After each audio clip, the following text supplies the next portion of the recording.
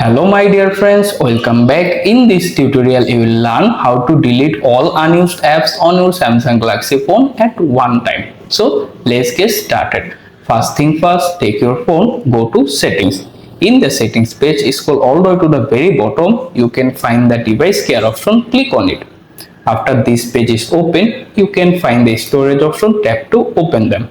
In the storage page, scroll down to the very bottom. Here you can find the unused apps option, tap on it.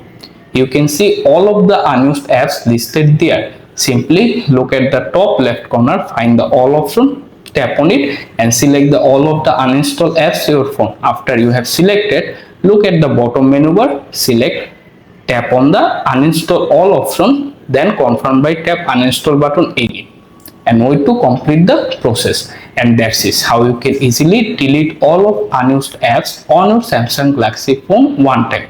If you found this guide will help you, please subscribe to my channel. Also like this video. Goodbye.